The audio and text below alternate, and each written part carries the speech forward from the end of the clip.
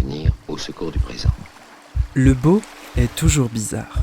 Non, je n'y crois pas. Rien ne distingue les souvenirs des autres moments. Le bizarre est souvent beau. C'est cette bizarrerie qui le fait être particulièrement le beau. Le beau bizarre Non, oui, pour moi, oui. de Zineb Souleimani.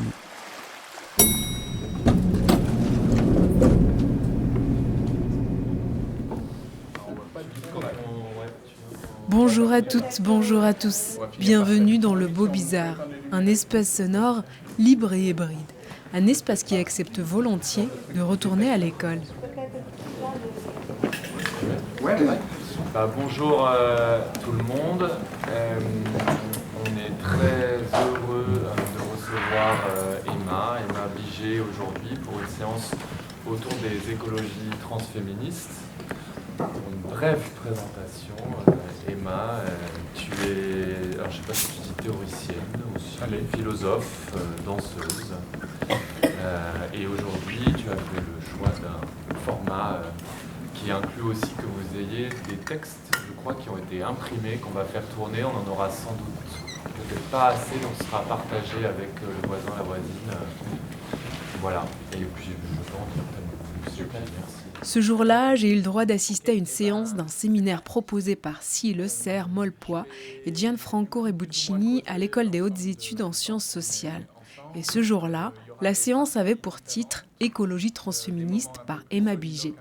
Une séance pour partager ses passionnants travaux en cours avec les étudiantes et les étudiants de l'EHESS. Mais c'est au sujet de son précédent livre, Mouvementement écopolitique de la danse, que j'ai eu envie de l'inviter à mon micro. Alors à la fin du séminaire, nous nous sommes mises par terre, au milieu d'une salle de classe, et le temps a filé. Emma Biget est mon invitée pour ce 66e épisode du Beau Bizarre.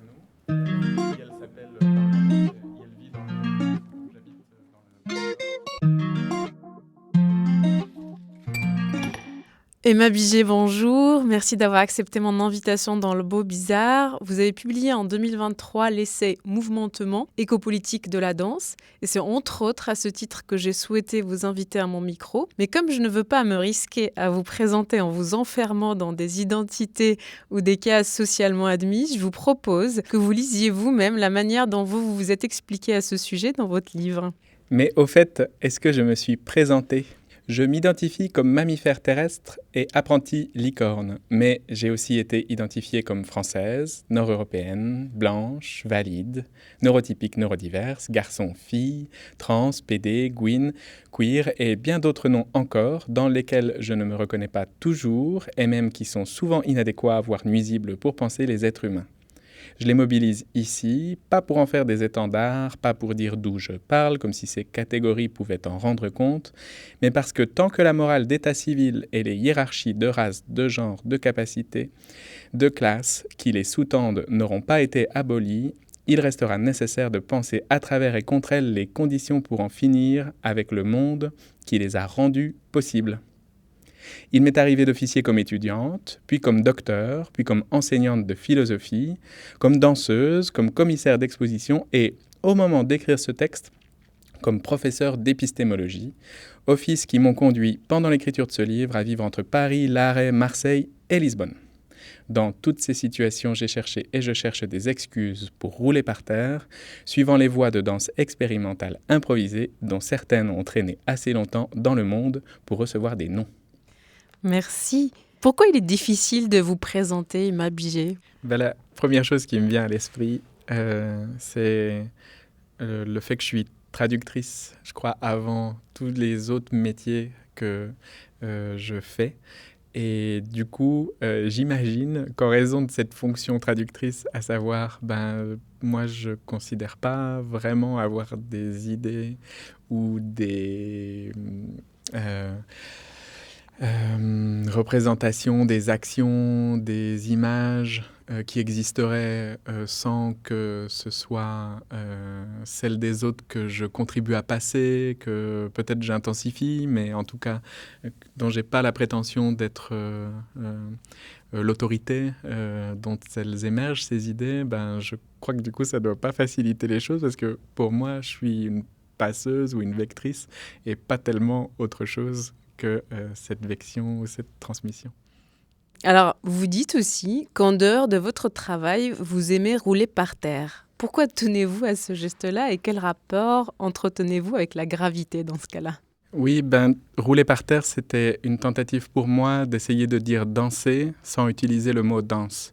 C'est un geste, disons, que j'hérite des pratiques écoféministes, de tenter de définir une activité, de penser une activité en essayant de suspendre le mot le plus commun dont on dispose pour le dire. Alors les écoféministes, elles ont fait ça avec le mot nature, en se disant, moi je veux penser une relation aux vivants, aux environnements qui m'entourent, aux vies qui me traversent, mais sans utiliser ce mot nature qui dit pas culture, qui dit pas vie humaine, oui, nature comme le grand extérieur, etc. Donc elles disent, je vais dire, à chaque fois que je veux dire nature, je vais voir ce qui vient à la place.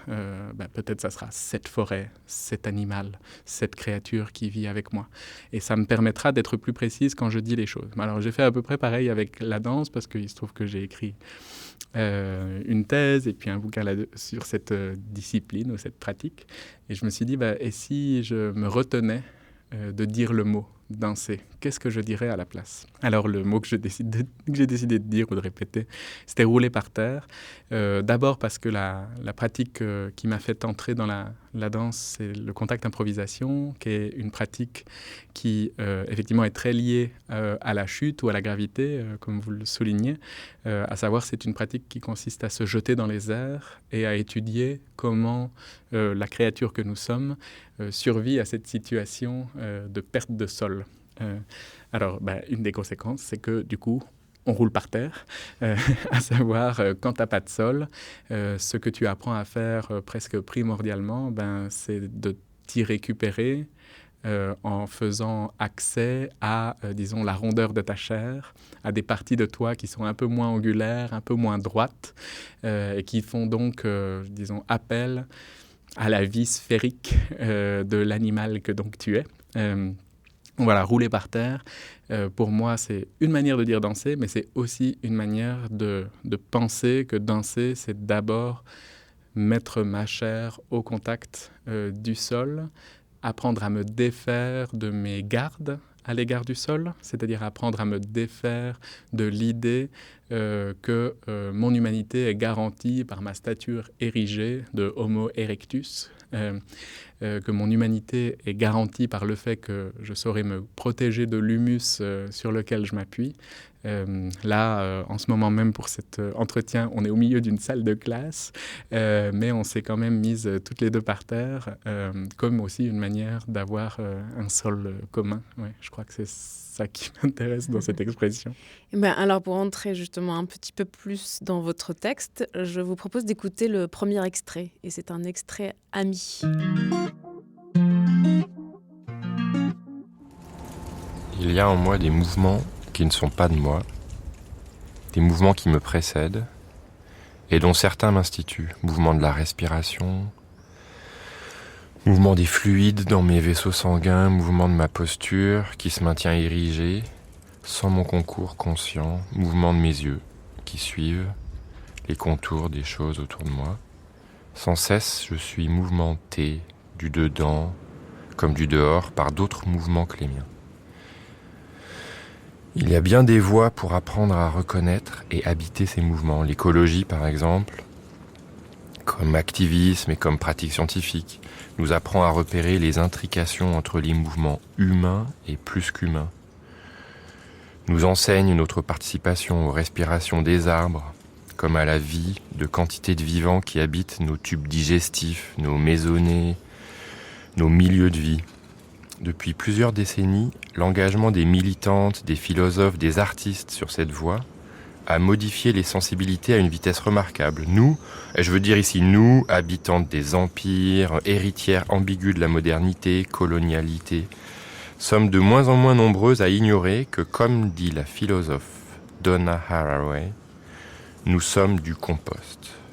Nous sommes du compost. Nous sommes du compost, c'est-à-dire que nous, vivantes, mammifères, humaines, sommes le site du fleurissement de mouvements, d'espèces, de vie autres que les nôtres.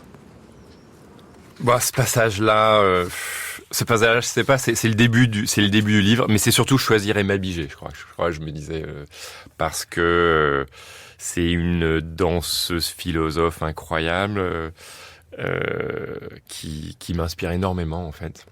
Et c'est aussi une traductrice de mouvements en écrit, traductrice d'Yvonne Rainer. L'une des premières fois où j'ai eu vraiment un flash avec Emma Biget, on invite à Rennes, au musée de la danse, Yvonne Rainer, qui fait une lecture sérieuse. On faisait une exposition Yvonne Rainer à Rennes. Et Emma Biget est là pour la traduire en direct. Emma a l'air d'avoir 20 ans, même si elle en avait un peu plus. Et elle a fait de cette traduction simultanée d'Yvonne Rainer une soirée, mais c'était, je sais pas ce que c'était, c'était le pop club, c'était un truc dingue d'arriver à nous transmettre, à nous qui étions pas tous des familiers des États-Unis, de la postmoderne danse, à réussir à transmettre plus que ce qu'il y avait. Et bizarrement, j'adore Mouvementement, le livre d'Emma Biget, mais je recommande à tout prix d'aller écouter, voir, suivre, composter avec Emma Biget, parce que c'est quelqu'un avec qui il faut rencontrer en contact.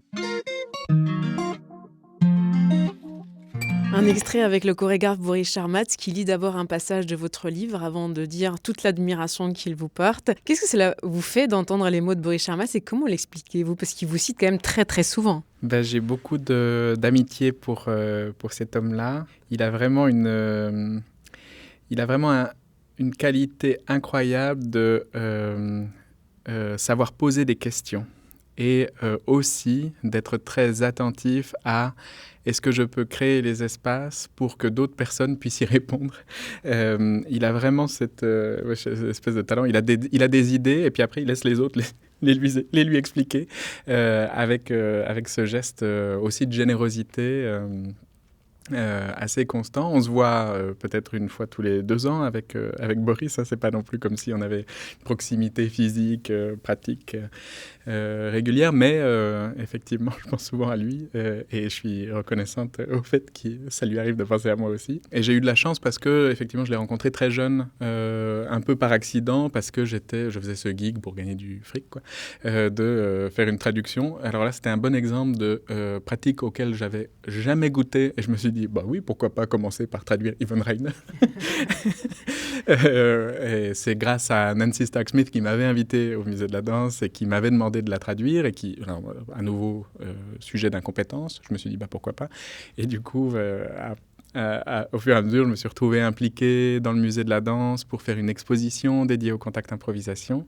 Et avec toujours ce geste de traductrice qui est devenu maintenant un des métiers que j'officie, des théoriciennes queer qui sont encore trop peu présentes en langue française, comme Sarah Ahmed, comme Alexis Pauline Gumbs, comme Jack Alberstam. Je me suis retrouvé à officier déjà ce métier de traductrice très jeune pour faire en sorte que le contact improvisation, en l'occurrence, ou une danse, existe dans ce musée, qui était cette idée particulière qu'a eu Boris Charmatz de dire « et si on appelait un centre chorégraphique un musée de la danse ?» Qu'est-ce que ça nous obligerait à faire? Quel type de rythme ça impliquerait, etc. Et personnellement, j'avais été très séduite par cet appel-là, parce qu'il se trouve que je crois beaucoup plus fort, où mon âme vibre plus fortement avec la danse comme milieu d'étude que comme spectacle à proprement parler. Et je crois que ce que j'aime le plus profondément, et je pense que c'est une chose qui me relie fort avec Boris et avec beaucoup de chorégraphes qui sont aussi des danseuses, je crois fort au studio. J'aime fort le studio comme lieu de déploiement du chorégraphique dans ce qu'il a de plus puissant, à savoir la proposition qu'on pourrait peut-être arriver à se pirater les perceptions, qu'on pourrait peut-être arriver à désapprendre tout ce que le capitalisme racial nous a appris à penser de nous et à faire de nous. Tous les gestes qui nous tombent dessus, toutes les chorégraphies qui nous tombent dessus en raison de sexe, race, classe, capacité, qui disent ce dont nous sommes capables. Et je crois que les danseuses, en tout cas un certain nombre d'entre elles, emploient le studio comme cet espace dans lequel on peut se désapprendre. Et moi, j'avais vraiment à fort cœur dans cette exposition au Musée de la Danse de manifester cette dimension de l'étude. Donc pas montrer le spectacle, pas montrer la chose finie, pas montrer le corps compétent, qui est souvent ce qui est le sommet de l'iceberg qui est montré de ce que fait la danse, quoi, sur la scène, le mouvement léché, etc. Mais montrer ce qui précède cela, à savoir le moment où on essaye de faire trembler ce que c'est que être une chair dans ce monde. Et du coup, on a créé ce dispositif dans lequel il y avait un nombre écrasant de danseuses qui étaient dans le musée de la danse, et donc il y avait une quarantaine de personnes, et en tant que visiteuse, on ne pouvait pas être plus de 10 dans la salle, donc c'était tranquille, on était en minorité, ce qui était une inversion du dispositif spectaculaire, avec vraiment l'idée de dire « Ah bah oui, vous pouvez venir être les témoins de l'étude ». Mais vous n'êtes pas là pour consommer un objet fini, vous allez pouvoir entendre des personnes qui se guident mutuellement à désobéir à leurs instructions primaires encodées dans leurs automatismes, etc. Et vous allez pouvoir regarder ça, regarder la manière dont elles nomment leur perception, dont elles nomment leur représentation et comment ça les bouge. Et je pense que ça, c'était le cadeau principal que m'a fait Boris en m'invitant à faire cette expo, c'était de dire « Ah oui, mais on peut faire en sorte que le studio soit visible, soit partageable, soit l'endroit même qu'on peut visiter. » Et ça a donné des choses très très belles de spectateuristes qui revenaient jour après jour après jour, prenaient des notes, étaient là dans un coin et qui ont vu quelque chose comme 20 heures, 30 heures de ce qui se passait quand on essaye de se piéger à faire autre chose que soi-même. Pour continuer à poser un peu un vocabulaire ou des concepts que vous allez que vous mobilisez dans ce texte, est-ce que vous pourriez préciser ce qu'est un mouvement et ce qu'est un mouvementement ? Alors, mouvementement, c'est un mot que j'hérite ou que j'emprunte à une sorte de différentes familles de théoriciennes, d'abord à Alice Godefroy, qui le mobilise pour nommer l'ensemble des mouvements qui, alors moi je le dis comme ça, se font en nous sans nous. Hein. Cette liste qui était lue par Boris de ces mouvements de la respiration, ces mouvements de la gravité, ces mouvements automatiques, les mouvements oculaires, les mouvements du sang à l'intérieur de nous. Bon, tout ça, ça se passe, c'est là. C'est comme une activité incessante qui, malgré nous, malgré notre volonté, malgré notre concours conscient, se font. Accéder à ces mouvementements, à ces choses qui nous précèdent, c'est une des œuvres de la danse. Une des œuvres de la danse, c'est faire remonter à la surface, sous le vernis des mouvements volontaires que nous produisons, bien proprement, les unes pour les autres dans la socialité ordinaire. Qu'est-ce qui se passe si on peut voir le tremblement de ce que c'est qui nous meut et qui n'est pas seulement de notre décision. Alors, Alice Godefroy mobilise ce mot de mouvementement en l'empruntant à un autre philosophe, pas très lu malheureusement, qui s'appelle Jean Clam, philosophe franco-libanais qui vit en France et qui l'utilise, alors lui de manière plus technique, pour décrire les premiers mouvements des nourrissons qui essayent de se connecter au monde. Et vous avez probablement déjà vu les mouvements qui passent sur les têtes des nourrissons, les petits mouvements spastiques, hein, ces petites tensions qui montent et puis qui redescendent, et on ne sait pas trop d'où ça sort. C'est toutes ces expressions extrêmement riches qui ont l'air pleines d'intentions et qui peuvent passer sur la tête de nourrissons. Et d'où ça sort? Tous ces tests, tous ces virtuels qui ont l'air de passer sur la tête des nourrissons. Bon, alors Jean Clam essaye de nommer tous ces trucs-là, essaye de leur donner des noms, etc. Puis il arrive à ce mot mouvementement, hein, qui est dérivé de mouvementer, etc. Parce que clairement, tout se passe comme si le nourrisson venait tester différents possibles comme différents futurs sur lui-même. Et il se trouve que ces mouvements, non seulement sont des tests, des futurs, etc., mais sont aussi constituants du corps à venir. C'est-à-dire, à force de faire ces esquisses musculaires, le corps grandit. Enfin, c'est là-dedans que le corps grandit. Donc le mouvementement, c'est pas seulement les trucs qui se font en nous, sans nous, c'est aussi les trucs qui en viennent à nous constituer, qui en viennent à nous faire. Donc on est traversé par des trucs, pour le dire plus simplement, on est traversé par des trucs non seulement qu'on n'a pas voulu, désiré, pensé, imaginé qu'on allait les faire, non seulement qu'on n'a pas voulu, mais en plus qui nous font, qui nous instituent, qui font qu'on est dans l'être, qu'on existe là, dans cet environnement, etc. Et puis tous ces trucs-là, alors Jean Clam, il les pense à partir de l'évolution biologique, etc.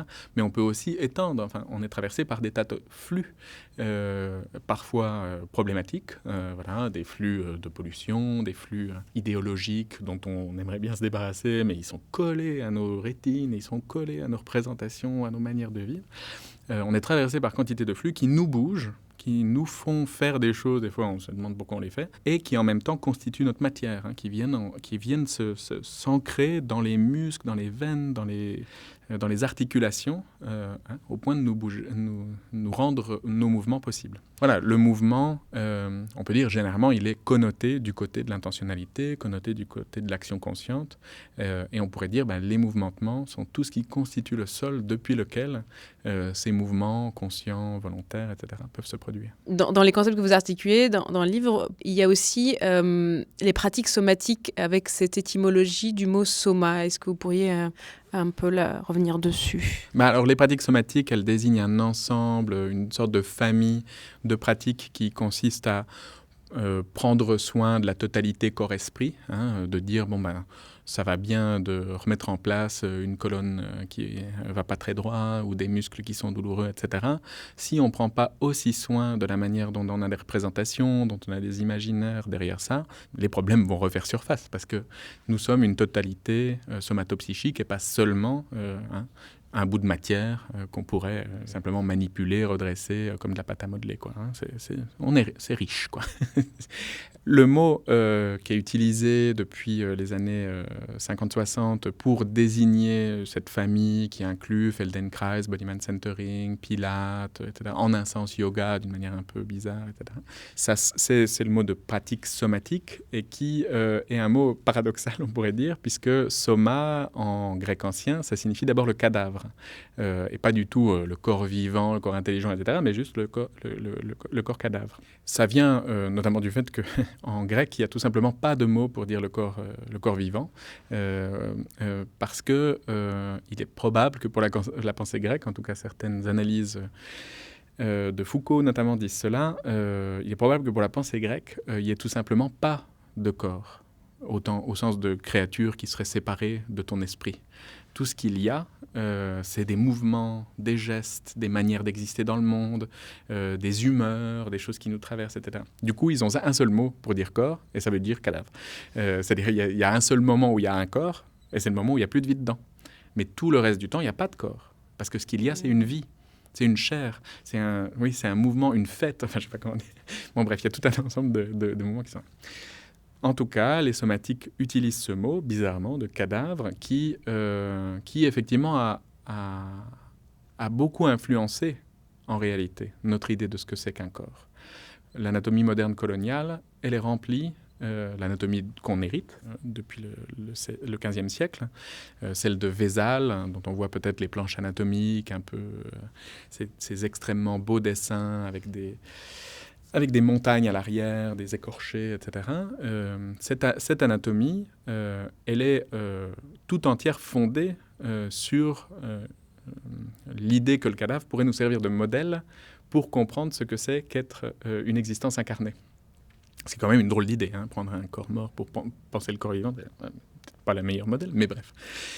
Les somatiques disent « Ok, on a cette histoire, elle n'est pas très bien foutue, c'est un mauvais héritage en un sens.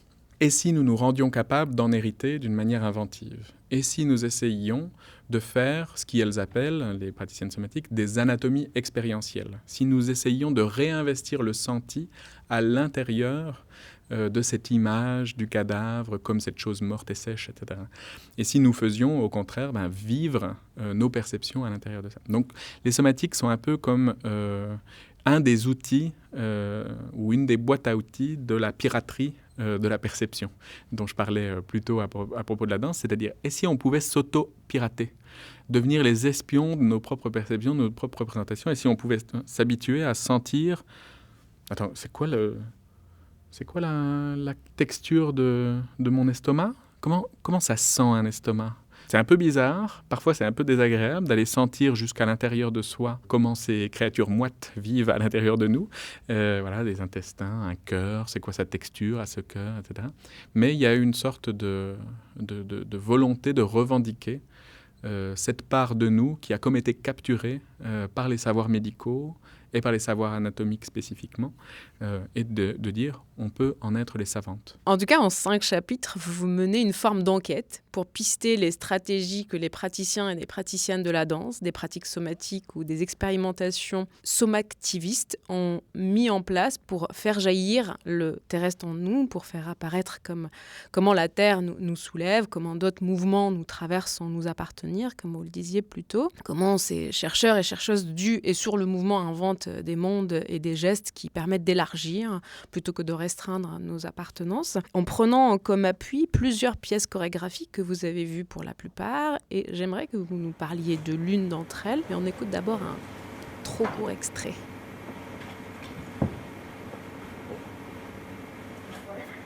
But suddenly she was standing right next to me, and she looked at me, and then she looked at the fabric, and she looked at me again, and she said,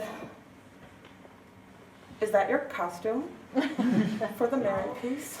How exactly was that possible, you know? And she said, "It was a miracle."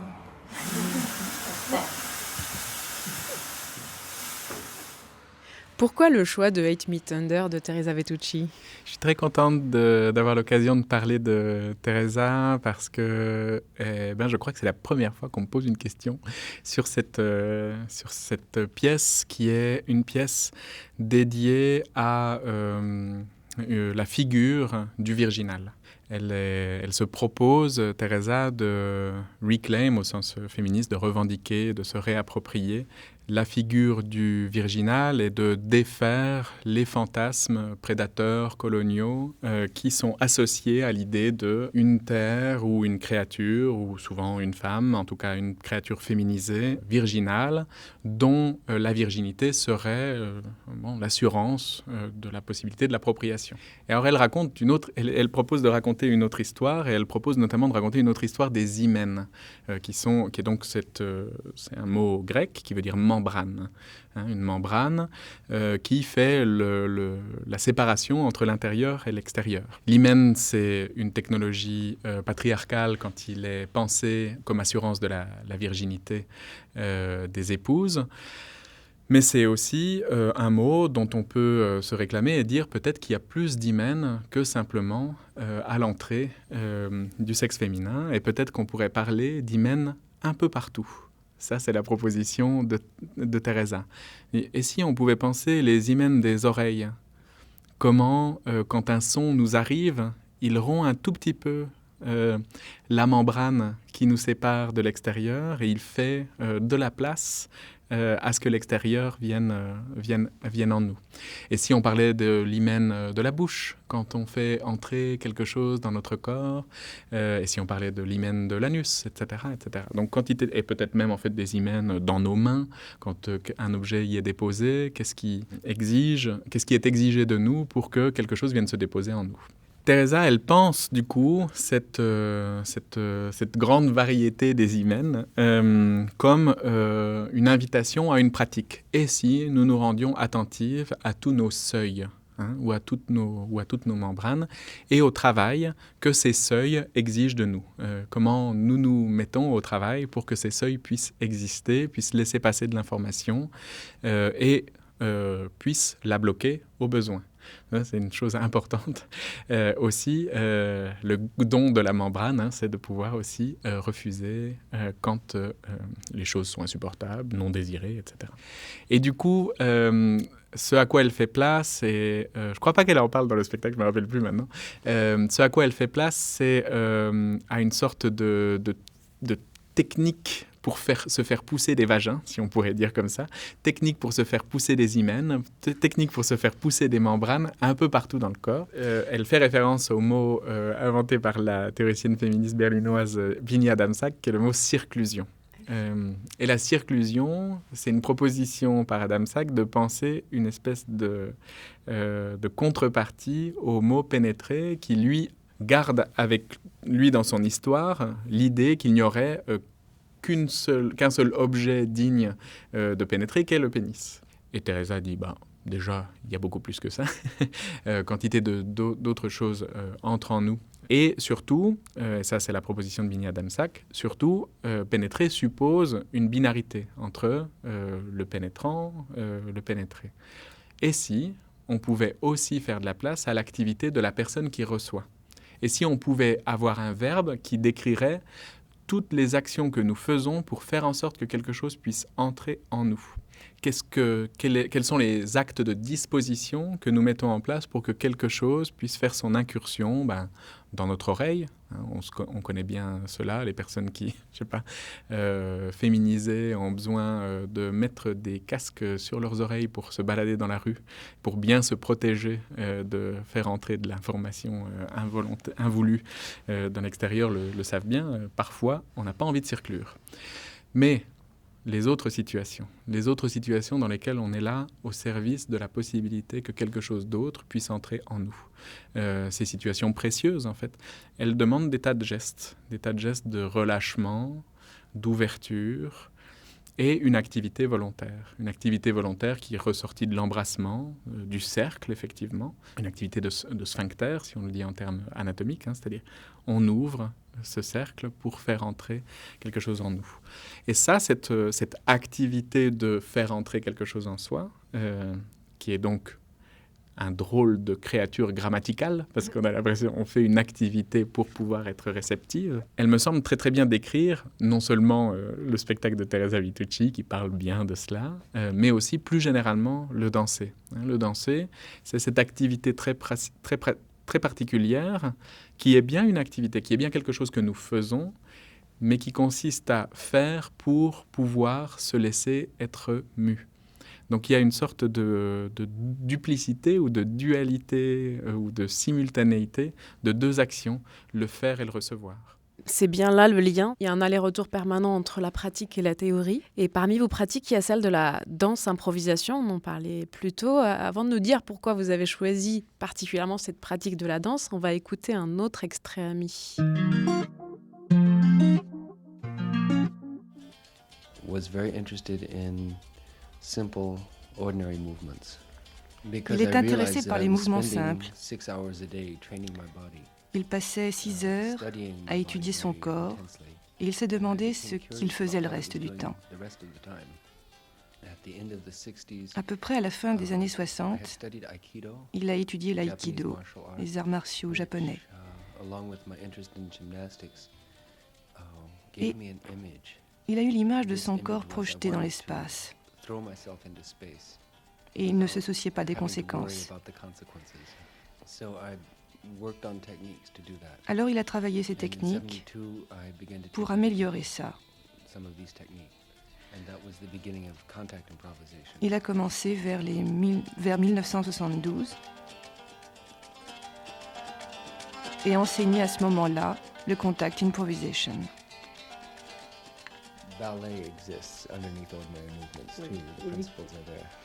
Dans la danse classique, il y a aussi des mouvements quotidiens. Par exemple, quand on s'étire le matin, c'est de la danse classique. Et quand on se détend tout de suite après, c'est du contact, presque du contact. Il n'y a pas de chorégraphie dans le contact. Feeling meditation on gravity and momentum. Since each person has a different idea and different leverage. Tout est accidentel. On suit des mouvements, le sentiment, l'idée de la gravité, de l'élan de l'autre. Chacun a deux équilibres différents. Et chacun réagit différemment à ses forces. Et ces deux systèmes forment un seul système. Dans le contact, chaque danseur est en train d'avoir un accident. Et ça provoque des réflexes. On est tout le temps en déséquilibre.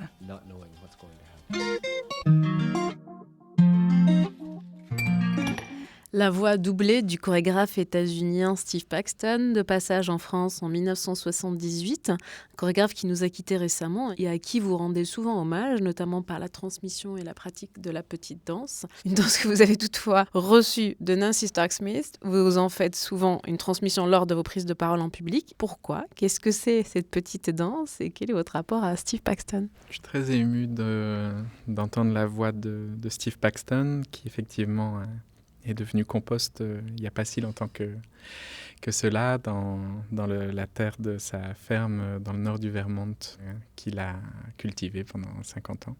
Et je suis très ému d'entendre sa voix, parce que c'était une personne pivot dans ma vie. J'ai eu la chance de le rencontrer aussi alors que j'étais très jeune et que je ne savais pas vraiment en fait qui c'était. Et je suis allé un peu de manière confiante en me disant « Oh ben, ça a l'air quelqu'un de sympa, je vais passer du temps avec lui ». Et il m'a accueilli avec une telle générosité et je crois avec un tel désir de penser avec la philosophie. Et puis moi, j'étais l'occasion de ça parce que j'étais étudiante en philosophie. Du coup, je lui racontais des histoires de philosophes que moi, j'avais apprises, quoi. Et lui me racontait ses histoires de chorégraphie. J'ai des heures comme ça d'enregistrement de nous qui parlons. Et puis, je parle autant que lui. Et du coup, je me dis, mais c'est complètement cinglé, j'ai 25 ans. Et puis, je prends la parole à Steve Paxton. Mais et du coup, mon ignorance a été aussi une occasion vraiment très belle pour moi de le rencontrer, mais de manière extrêmement sincère et pas du tout prépensée, etc., comme une figure philosophique, comme celle que j'avais étudiée à la Sorbonne, à l'école supérieure. Je rencontrais quelqu'un qui faisait le même geste que ce que j'avais appris en faisant de la philosophie, à savoir quelqu'un qui s'efforçait de se piéger pour penser autrement, qui n'arrêtait pas de se donner les conditions pour penser ailleurs que tout ce que les scripts le conduisaient à faire. On était vraiment un improvisateur complet, au sens où aussi, dans l'exercice de la pensée, on pouvait le voir à l'œuvre. Et en fait, en découvrant Steve, j'ai commencé à découvrir une famille entière de personnes qui étaient dédiées à ça. C'est pour ça, c'est super que vous parliez de Nancy Stark-Smith, qui est aussi, elle, devenue compost il y a maintenant 4 ans. Et c'est toujours une douleur mêlée de joie de penser à elle. Et qui avait cet appétit incroyable pour tout ce qui pourrait lui apprendre à trébucher davantage.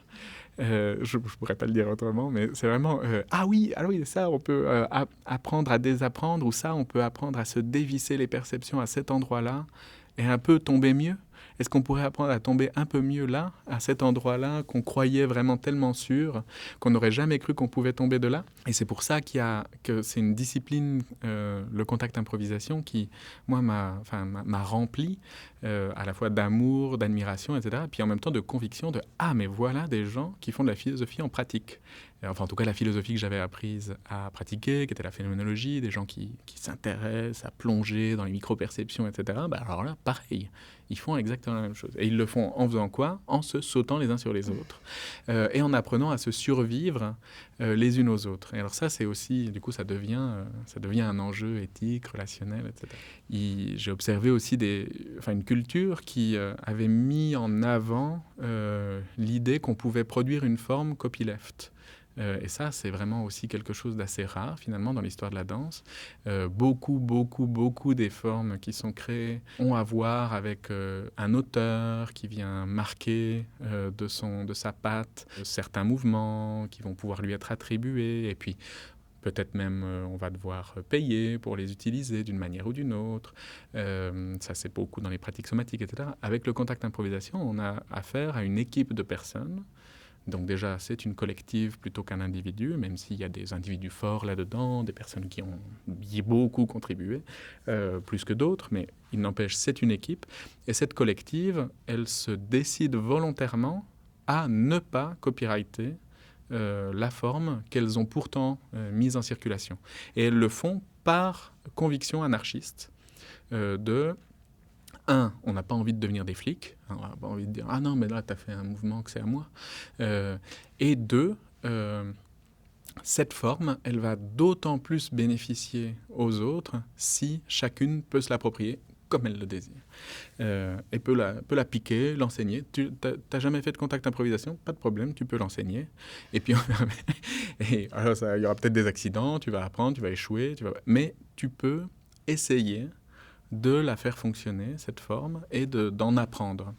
Avec cette espèce de conviction très très forte de dire, bon, si l'enjeu c'est désapprendre ce que nous savons pour pouvoir nous rencontrer physiquement, en contact l'une avec l'autre, alors, a priori, personne n'est propriétaire de cet acte.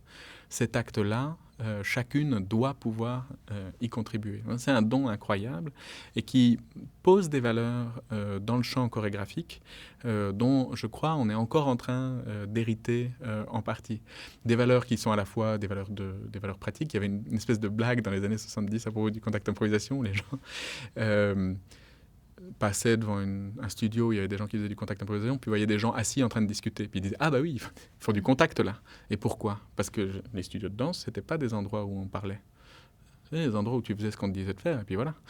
Alors pas tous, pas tout le temps, etc. Mais quand même, pour beaucoup, il y avait vraiment l'idée de t'hérites de trucs, quoi. Tu fais les trucs qu'on te dit de faire. Et le contact improvisation, tout d'un coup, disait « Bon, et si on plongeait ?» On ne sait pas, on saute, on ne sait pas comment on se comprendre. Et après, on essaye de nommer ce qui nous a traversé. On essaye de s'outiller par le langage, mais aussi par l'échange avec nos partenaires, etc. Comment à nommer et à préciser notre sensation de ce qu'on a traversé, de ce qu'on a désappris, des récurrences de nos chorégraphies préapprises, etc. Donc, encore une fois, je me retrouvais face à cette communauté de personnes qui ont introduit volontairement des pratiques de pensée, des pratiques d'écriture ou de parole au cœur de ce que c'est que danser. Et ça, c'est très unique. C'est très unique, même si ça s'est pluralisé, ça existe dans des tas d'endroits, mais il y a quelque chose de particulier au point que, plus ou moins, la première revue de danse écrite par des danseuses, c'est Contact Quarterly, qui était la revue de cette forme de danse, qui est une des conséquences de la décision de ne pas copyrighter la forme. Et là, on voit un peu l'intelligence de ces gens-là qui disent « Ah, on ne va pas verrouiller la forme, le contact improvisation, comme un ensemble de gestes qu'il faudrait faire. Ce qu'on va faire à la place, c'est qu'on va ouvrir un forum. Et les gens pourront échanger entre eux sur ce qu'elles sont en train d'apprendre. » Très différent. On ne va pas publier un livre, une Bible qui nous dit quoi faire. On crée une revue, un truc récurrent. Tous les 3 mois, tous les 4 mois, tous les 6 mois, on discute ensemble de ce qu'on est en train d'inventer. Bien une autre valeur que celle de l'objet auteur qu'il s'agirait de reproduire. Et un mot sur la petite danse et votre rituel de le transmettre à presque chaque prise de parole. Oui, pardon, j'ai complètement dérivé et oublié de parler de la petite danse. Ouais, la petite danse, pour moi, c'est... à la fois, c'est un objet historique intéressant. Ça, je crois que je le dis rarement, mais c'est un objet une pratique que Steve commence à élaborer. D'abord, de son retour d'Inde, on voit que c'est connecté à ce moment où les spiritualités extra-occidentales viennent nourrir de manière parfois problématique, appropriationniste, etc., le champ chorégraphique occidental de manière vraiment très directe. Là, ils vont là-bas. Là, en l'occurrence en Inde, ils apprennent avec les effets de tourisme spirituel. Ils apprennent certains gestes et ils les retransmettent, les réapprennent, les modifient, etc. Donc déjà, c'est cet héritage-là. Et ensuite, c'est une forme que Steve développe en 1967, alors qu'on lui demande d'enseigner la danse à un groupe de jeunes filles noires dans un lycée ségrégué. Il est en tournée, comme souvent des artistes, et il se retrouve à enseigner à des scolaires, comme on dit. Et il se dit, et il a une sorte de réaction de peur, d'inadéquation dans la relation raciale. Un mec blanc qui arrive dans ce lycée de jeunes filles noires, etc., qu'est-ce qu'il va faire, etc. Et du coup, de ne pas savoir comment les mettre en mouvement. Et lui vient le désir de leur transmettre cette pratique de la gravité, avec un peu à l'arrière-fond de dire au moins là-dessus, on sera tous d'accord, on sait se tenir debout ensemble.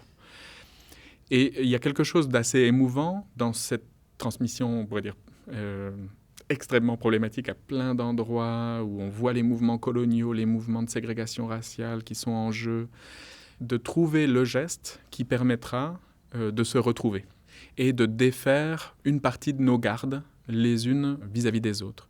Et alors, on pourrait dire, c'est voué à l'échec dans la mesure où il n'y a pas la prise de conscience très forte, à ce moment-là en tout cas, de ces enjeux. Là, je raconte cette histoire, mais là, à ce moment-là, ce n'est pas vraiment très à la surface de la perception. Mais je crois que dans cette pratique, il y a ça qui continue de surfacer. Il y a cette histoire de « Ah, mais comment on fait pour être en lien les unes avec les autres, malgré ce qui nous est posé sur les corps comme nos différences, ou comme comme les choses, les inséparables, etc. » Et moi, je suis souvent la seule personne trans dans la salle à parler face à une assemblée cis, et c'est souvent une question que je me pose, où je me dis « Ah oui, alors comment est-ce qu'on dit oui, nous sommes bien des créatures terrestres les unes en face des autres ?» Et ça, c'est un trick, et pour se poser la question très sérieuse, je crois, à la fois écologique, éthique, politique, de à quoi on se connecte ensemble pour pas effacer nos différences, c'est un peu con, ça fait partie de la richesse de notre relation, qu'on n'est pas les mêmes, mais trouver un terrain commun sur lequel se lier. Alors, par ailleurs, c'est aussi une pratique très facile à faire pour tout le monde, au sens vraiment là, très très pratique, c'est tout ce que tu as à faire, c'est te tenir debout. Tout ce que tu as à faire, c'est te tenir debout et faire remonter à ta conscience, alors je le guide un petit peu, remonter à ta conscience le sentiment que là, maintenant, tu es en train de tomber. Tu es debout, pourtant. Tu pourrais t'effondrer. Et il y a quelque chose d'autre qui te maintient éveillé, qui est à la fois éveillé ou debout, pardon, qui est à la fois ton concours conscient, c'est-à-dire tu fais l'effort de tenir debout, mais aussi tout un ensemble de petits mouvements invisibles, qui est les mouvements d'ajustement à la gravité, qui font que, malgré toutes les forces de la pesanteur qui te tombent dessus, quand même, en permanence, t'es encore bien érigé. Donc la force ascensionnelle de tes os qui te maintient élevé dans l'espace, et tout un ensemble de constructions tensègres, c'est-à-dire de tensions intérieures entre tes fascias qui font que tout cela se tient un peu magiquement élevé dans l'espace. Bon, ça, c'est un don, c'est un cadeau incroyable. Moi, je ne me lasse pas de la vivre et de la transmettre, parce que je crois que c'est une des rares petits laboratoires portatifs dont on dispose. En tout cas, pour revenir au texte, vous ancrez votre analyse dans un contexte capitaliste, colonialiste, hétéro-suprémaciste blanc extractiviste. Et votre texte est notamment nourri par les pensées politiques de Donna Haraway, Jacques Rancière, Paul B. Preciado, Audre Lorde et d'autres, avec qui vous défendez un art de la résistance oblique. Alors, qu'est-ce que ça veut dire ? Je pense oblique est d'abord une référence à l'étymon ou la signification étymologique du mot queer. Queer, ça veut dire pas droit, par opposition à straight, qui veut dire à la fois droit, aligné, mais aussi hétéro. Donc les queers, c'est les pas droits, c'est eux qui ont des désirs obliques, c'est eux qui ont des désirs déviants, qui est aussi une image à la fois géographique, spatiale et sexuelle. Cet ancrage dans l'étymologie, ça me permet de nommer une autre personne qui est vraiment clé dans l'ensemble de mon travail, qui est Sarah Ahmed, dont on a traduit 2 livres avec un de mes compagnons, Mabeko Oberti, ça me permet de nommer sa présence dans ce travail. Sarah Ahmed, dans Phénoménologie queer, dans Vandalisme queer, qui sont 2 textes importants dans son œuvre, essaye de nourrir le sens simultanément spatial, sexuel et racial de ce concept de oblique, de déviant, etc., de pas droit. Si j'essaye de penser avec l'oblique, c'est aussi parce que c'est un enjeu pour moi d'essayer de défaire la logique frontale, la logique de l'opposition frontale. Je ne crois pas du tout qu'il faille pas entrer dans des logiques d'opposition frontale, en particulier face à la brutalité.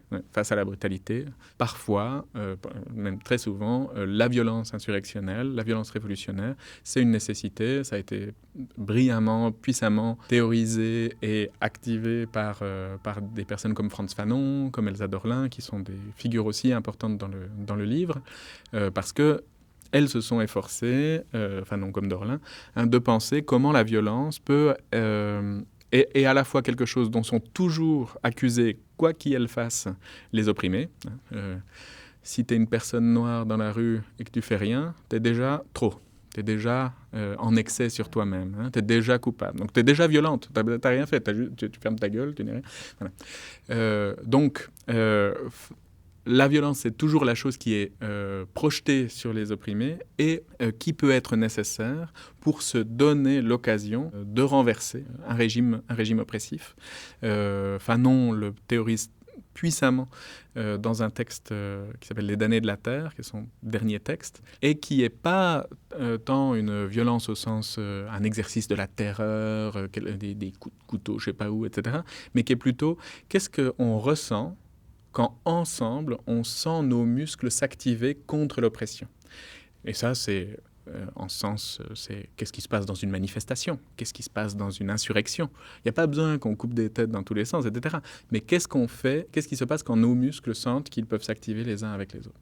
Alors ça, c'est extrêmement précieux, et donc l'opposition, l'affrontement, ça peut être quelque chose qui redonne de la puissance, au sens de l'autodéfense, qui est quelque chose qui est refusé aux opprimés. Donc, pas du tout pour dire que ce n'est pas nécessaire, mais il y a besoin d'autre chose. Il y a aussi besoin de mouvements complémentaires à ces mouvements oppositionnels, parce que le problème de ces mouvements oppositionnels, c'est qu'ils n'existent finalement que dans la relation à l'oppression elle-même. Donc, ils sont prisonniers de cette logique oppressive. Ils sont prisonniers, on pourrait dire, des conditions dans lesquelles l'oppression nous enferme. C'est l'oppression qui décide par où on pense et où on s'oppose à elle. Alors, si on faisait autre chose, si on prenait les choses à l'oblique, justement. Et là, il y a quantité, pareil, de théoriciennes, d'activistes qui ont essayé de penser cette logique qu'on pourrait dire apositionnelle plutôt que oppositionnelle. C'est un petit jeu de mots sur le mot de position. L'opposition, c'est l'idée de obstacle, c'est la même racine étymologique. Mais la position, c'est se mettre avec, se poser avec. Position, c'est ça, apposition.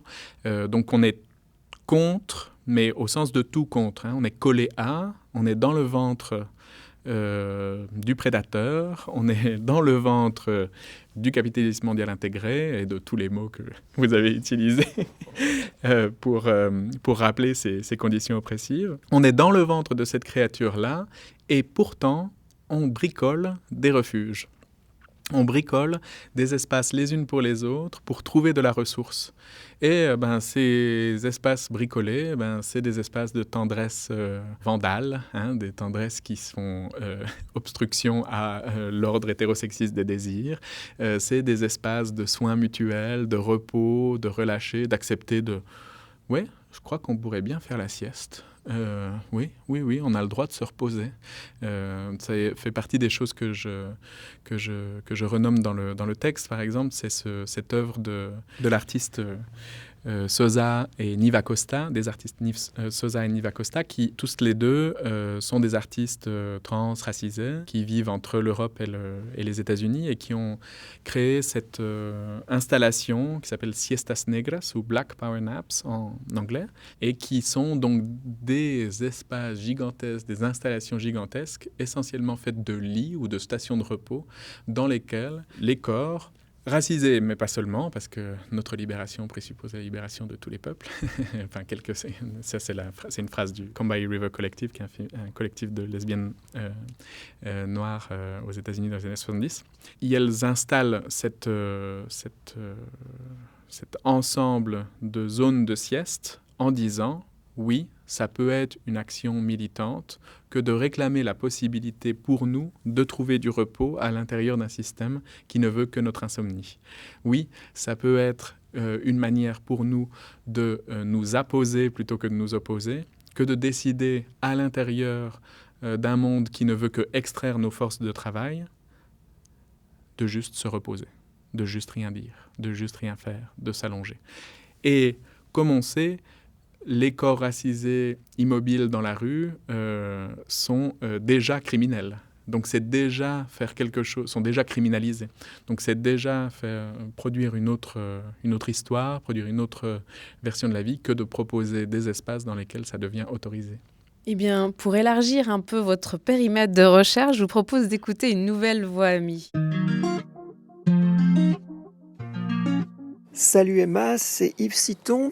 Zineb m'a proposé de te poser une petite question pour votre entretien et là je l'enregistre depuis mon petit jardin et je ne sais pas si vous entendez, il y a des oiseaux, il y a des trains, il y a des avions, il y a plein de choses qui bougent un peu autour de moi, mais là peut-être que vous ne l'entendez pas, je ne sais pas. Ma question c'était à propos de ton beau livre sur les mouvementements que moi j'ai été complètement enthousiasmé par la première lecture du manuscrit, comme je suis enthousiasmé par, en gros, tout ce que tu fais, que ça soit des traductions, que ça soit des réflexions, que ça soit des organisations, enfin tout ce que tu peux toucher, à mon avis, me semble absolument devenir magique. Et une des choses qui me plaisait beaucoup dans ton livre, dans Mouvementement, c'était l'espèce de continuité que tu proposais entre des mouvements internes à nos corps et des mouvements que nos corps font avec d'autres corps en particulier. Et donc c'est une sorte de continu depuis cette expression, qui pour moi a toujours été bizarre, on parle de mouvement intestinal, je crois, quand on va chier, et les mouvements sociaux quand on est beaucoup dans une manifestation de rue. Et donc là je trouve cette continuité très très belle de penser le mouvement social en même temps que, ou dans un rapport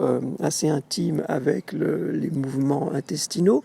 Ma question c'était, et c'est une question que je me pose très généralement avec le problème pour moi que je ne suis pas sur les réseaux sociaux et donc je ne sais pas vraiment comment ça se fait, mais lorsque des gens se trouvent mis en contact par ce qu'on appelle des médias sociaux et éprouvent des affects, voire peut-être même font des gestes, que ça soit des gestes d'écriture quand on répond, que ça soit des gestes peut-être même de se rassembler ou de faire partie pour le coup de mouvements sociaux. Comment est-ce que tu vois cette coordination-là du mouvement? Parce que moi je vois bien ce qui se passe entre des cellules dans un corps ou des différents membres d'un corps, ce qui se passe entre différents corps qui sont dans ce qu'on appelle une relation d'attention présentielle ou d'attention conjointe, donc manifestation de rue, je vois assez. En revanche, ce qui se passe comme forme de coordination à partir du fait qu'on ait des écrans et qu'on lise des choses dessus, ou qu'on réponde, ou qu'on voit des images,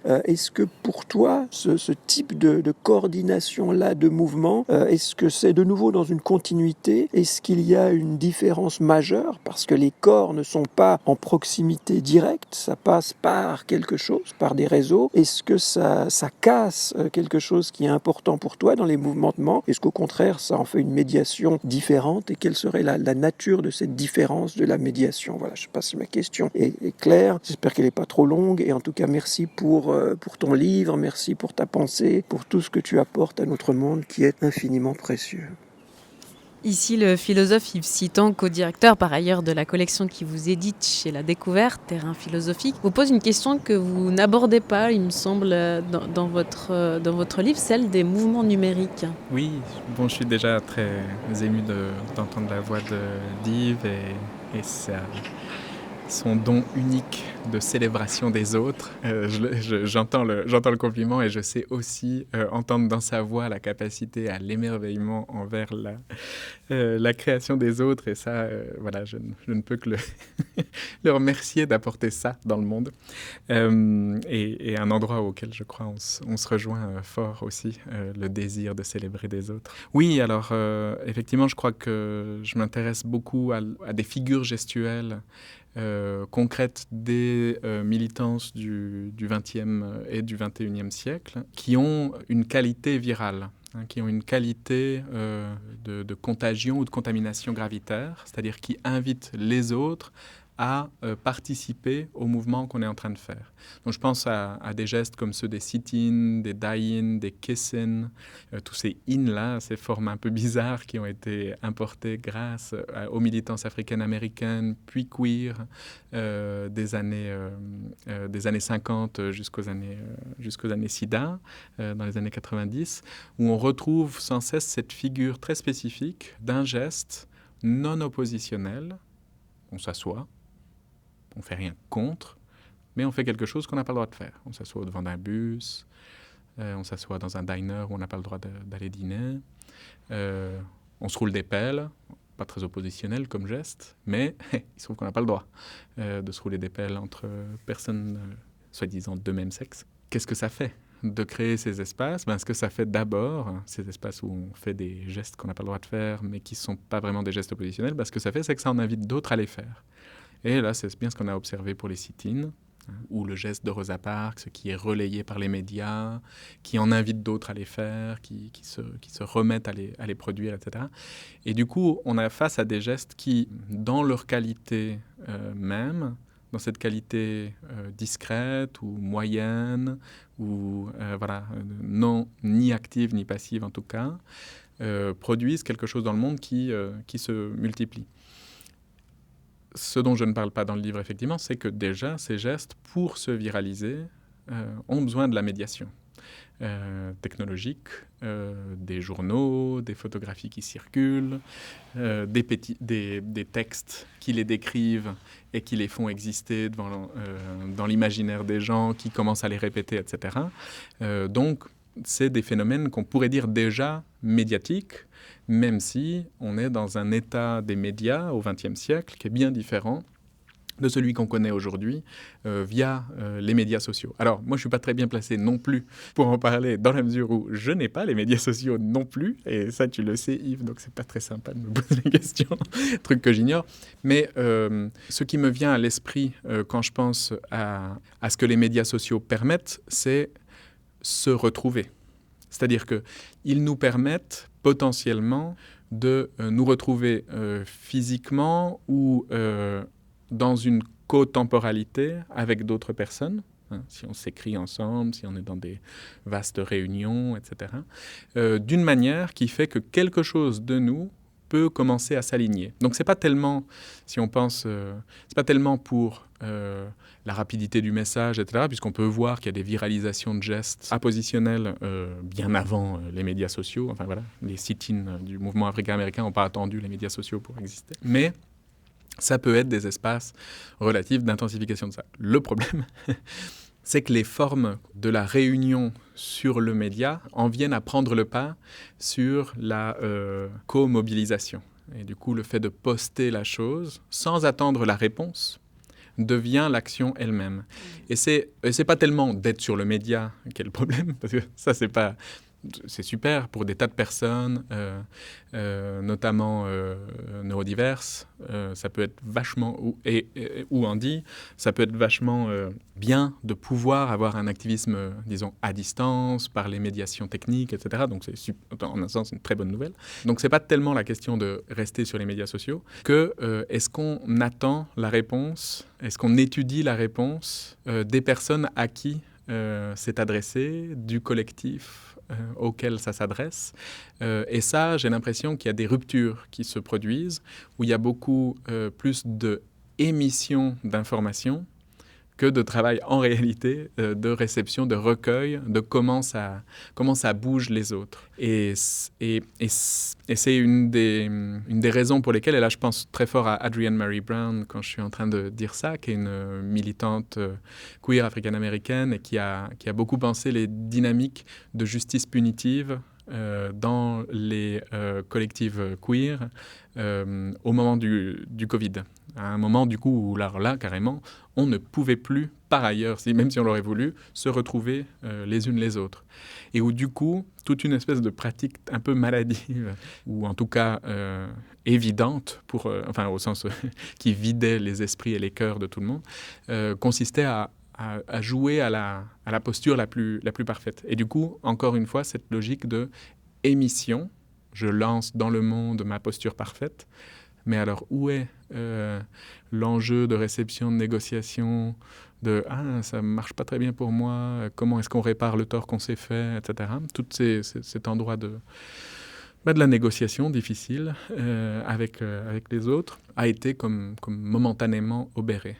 Et du coup, elle propose quantité de gestes qui permettent, même à distance, de continuer, de soutenir, disons, le travail de l'improvisation mutuelle, si je puis dire, ou de la contact-improvisation.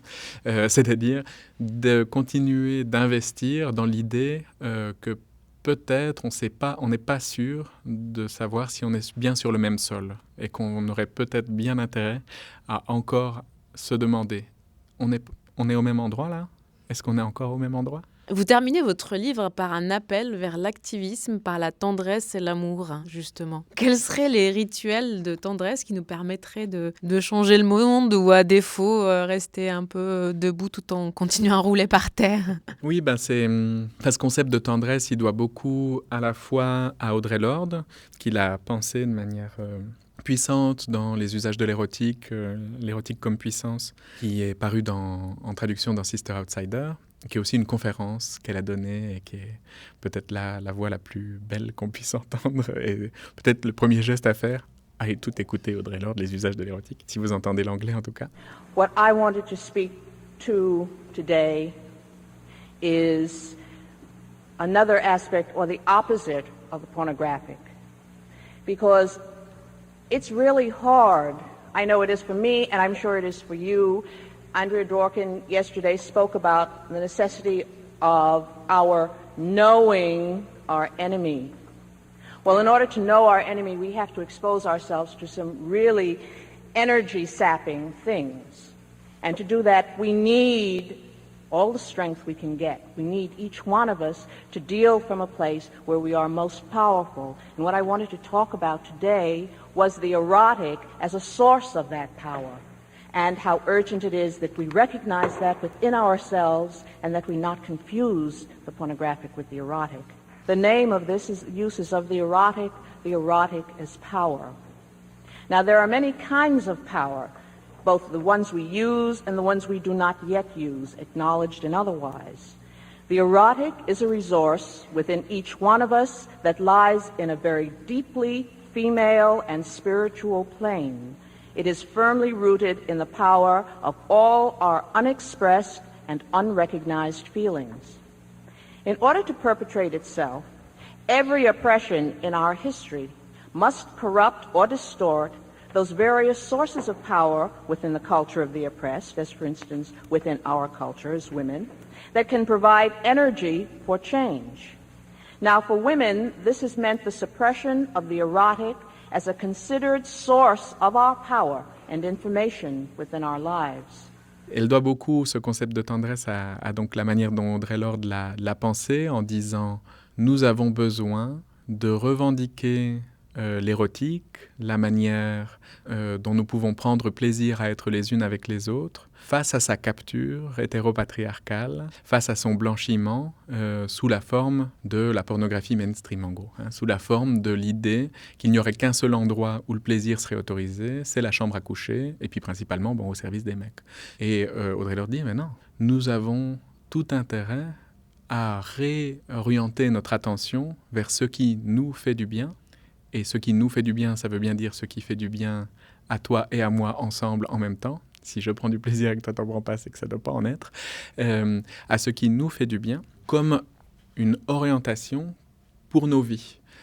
Par exemple, combien d'entre nous prennent plaisir à notre travail ? Ça, c'est une question qu'elle pose.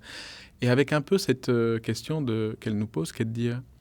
Est-ce qu'on ne vit pas dans une société dans laquelle prendre du plaisir à son travail est presque vécu comme un sentiment, un truc contradictoire ? Et si tu prends du plaisir à ton travail, est-ce que ce n'est pas un signe que tu ne travailles pas assez, ou que tu devrais travailler autrement, ou que tu n'es pas assez efficace, etc.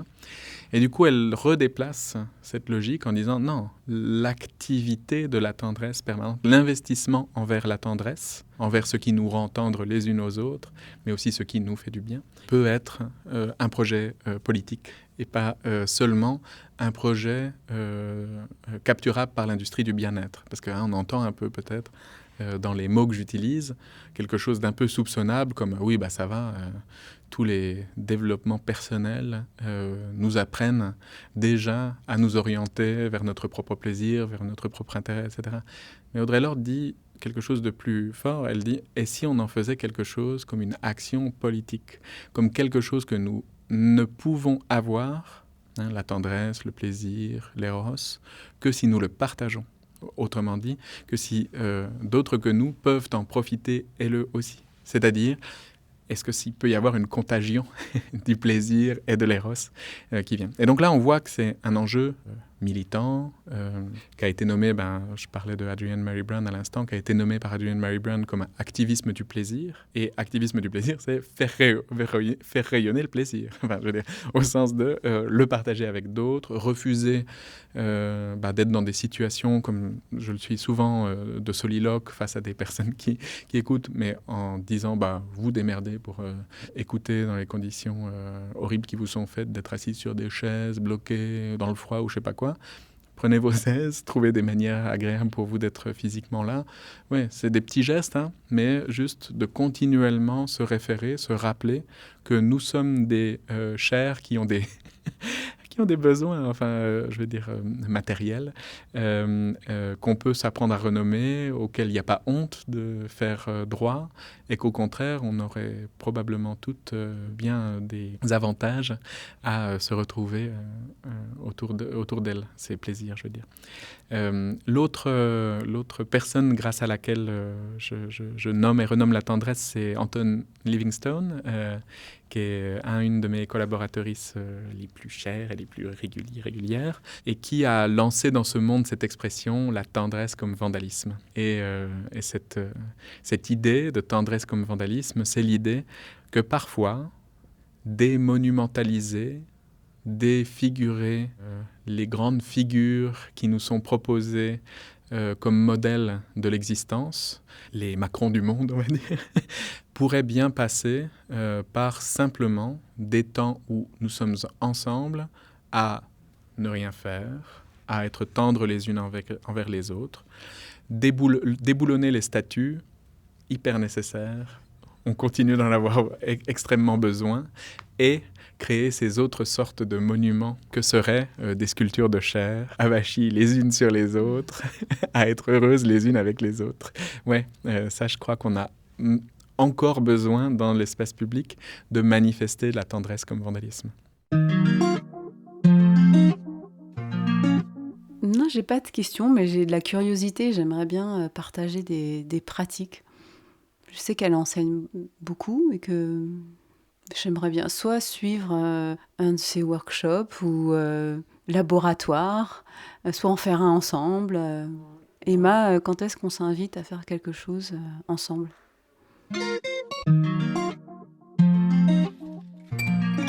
Alors comme Donna Haraway, je pratique le compost dans mes rencontres. Le dernier épisode était avec la chorégraphe Julie Nioche, à qui j'ai demandé de vous adresser une question. Je ne sais pas si vous connaissez son travail, je peux en tout cas vous inviter à écouter l'épisode précédent, mais est-ce que vous seriez tenté par cette invitation ? Oui, je connais son travail. On a des tas de raisons de s'être croisés sans jamais l'avoir fait, comme c'est souvent le cas avec probablement les proches. Le dernier spectacle sur lequel elle a travaillé, Outsider, implique beaucoup de personnes qui me sont très très proches, que je salue par l'occasion. Et oui, avec plaisir. Moi, j'aime bien me désapprendre. Du coup, j'ai toujours curiosité d'apprendre auprès des personnes qui se sont auto-piégées à faire d'autres gestes que les leurs. Julie a fait, il y a peu de temps, une pièce qui était en hommage et en relation avec le travail de Lisa Nelson et de Steve Paxton, dont on a parlé plus tôt. Pièce que je n'ai pas vue, mais j'étais très mue à l'idée que deux personnes puissent reprendre ces deux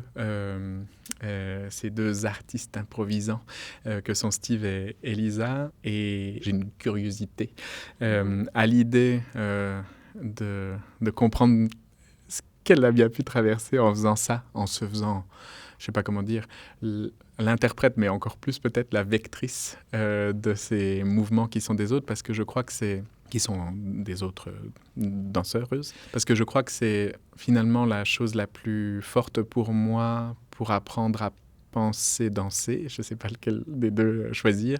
C'est traduire d'autres personnes. C'est ce que je fais tous les matins. C'est ma pratique, ma révérence ou ma prière, je ne sais pas comment l'appeler. Enfin, en tout cas, ça ressemble à quelque chose comme un investissement spirituel, de dire, et si la première chose qui me traversait la tête en me levant le matin, ce n'était pas ma pensée. Pareil avec cette envie, ce désir, cette orientation d'être au service de la manifestation de pensées, de mots, de mouvements qui ne sont pas que les miens. Donc j'ai l'impression qu'on se rejoint là-dessus avec Julie. Ce serait un plaisir de partager du temps avec elle. Nous avons démarré nos extraits avec lui et j'aimerais que la dernière question vous soit posée par Boris Charmatz. C'est peut-être un hommage au fait que tu t'assois peu sur des chaises et que souvent les interventions parlées se font à même le sol pour toi et pour ceux qui t'écoutent, celles qui t'écoutent. Alors du coup, je suis allongé en espérant que la question va me venir subrepticement et je me dis, j'ai quand même lu, j'ai eu la chance d'être jury de ta thèse, élaborée à partir du contact, improvisation, philosophée. Et puis j'ai lu Mouvementement. Et moi, je suis un petit peu drogué et accro à cette écriture, entre danse et philosophie et compost. Ma question, c'est quoi le futur livre en fait, et est-ce que dans le futur livre il reste des traces de l'étudiante de Normal Sup? Est-ce que dans ce futur livre il reste la danseuse? Est-ce que dans ce futur livre quelle pourrait être la matière d'un futur livre? Voilà, c'est ça que j'ai dans la tête.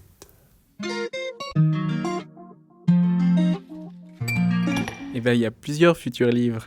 Le premier, il a commencé à me tomber dessus, je pense, à partir des premières questions qui ont commencé à être posées à Mouvementement par les journalistes et qui, malgré la liste longue des différentes identités que je donne, ont quand même bien accroché à Trans. Et qui me demandait et alors comment votre travail répond à la transphobie et résout les tensions qui posent sur les impossibilités de vie qui posent sur les vies trans. Question qui m'a troublé, qui m'a fait sentir un degré de capture, enfin, c'est-à-dire ah oui, c'est quelque chose qui est désiré, voire lu dans ce texte. Et du coup, j'ai un peu revisité, me suis un petit peu avisé que l'essentiel des artistes que je nomme sont des artistes queer, mais bon, qu'il y a beaucoup d'artistes trans dans ce livre, effectivement, et avec le désir volontaire de ne pas le thématiser directement, et plutôt d'essayer d'apprendre à leur côté, avec eux, les techniques pour se défaire de ce que le patriarcat-capitalisme racial nous impose. Ça, c'est très clair. L'ennemi, l'objet à défaire reste commun. Et du coup, c'est devenu un peu une évidence que le désir de contribution devait être un peu plus thématisé. Et donc là, on est en train de faire un livre avec l'historien médiéviste Clovis Maillet, un livre qui s'appelle peut-être Poule transgenre, parenté plastique et autres histoires transécologiques, mais Clovis n'est pas encore au courant que j'aimerais bien avoir ce titre, donc pardon Clovis, et qui en tout cas parle des écologies transféministes, de la manière dont les vies qui désobéissent à la binarité de genre et ou à son prétendue perpétuité, c'est-à-dire les vies trans, non-binaires, sont susceptibles de s'allier aux luttes écologiques, sont susceptibles de se mettre du côté des vies non humaines pour apprendre d'elles et ou pour se défendre à leur côté à l'égard du capitalisme extractiviste. Je pense que fondamentalement, Mouvementement, le livre dont on a beaucoup parlé là aujourd'hui, est un compost fertile pour cette réflexion, notamment parce que c'est très central dans Mouvementement d'essayer de se défaire des idées binaires comme actifs-passifs qui sont au cœur de la modernité-colonialité et que du coup, les écologies transféministes sont aussi occupées par ça. Il n'y a plus grand-chose de la danseuse dans ce travail-là. Je pense qu'il y a quelque chose par contre d'un goût pour le mouvement qui reste, un goût pour le mouvement au sens de mouvement politique, un goût pour le mouvement au sens aussi de passage d'une position sujet à une autre, une position de genre, une position politique à une autre, une position de classe, etc. Ça reste très très central dans ce travail. Et puis surtout, le mouvement comme cela qui nous est une communauté de destin avec les autres êtres terrestres sur cette planète. Alors ça, du coup, pour moi, c'est la leçon en danse, le studio perpétuel que la danse m'a appris à habiter, qu'est est-ce que je peux me mettre au service d'autres mouvements que les miens? Est-ce que je peux exaucer par mon existence, être le site pour le fleurissement de mouvements qui ne sont pas seulement propriétaires, mais aussi collectifs, et pas seulement au sens humain. Et ça, je crois, ce prochain livre avec Clovis et peut-être les autres, ça continue d'être l'objet perpétuel de l'étude. Oui. Emma Biget a souhaité rendre accessible son livre, elle en a assuré la lecture à voix haute et l'a mis en ligne sur Spotify et SoundCloud. Cette lecture est accessible gratuitement. Sachez qu'Emma Biget participera en juillet prochain à une rencontre animée par Boris Charmatz lors du Café des Idées au Festival d'Avignon. Merci à Boris Charmatz, à Yves Citon et à Julie Nioche pour leur participation. C'était Le Beau Bizarre, un podcast du studio indépendant Audio Sauti, disponible sur les plateformes d'écoute. Et si vous appréciez ce travail, sachez qu'il est désormais possible de le soutenir. Merci de votre soutien et merci de votre écoute. Come to me, fairies. Come to me.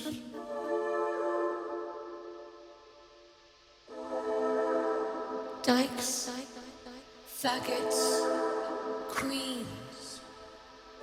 You were loved from the start. Sissy.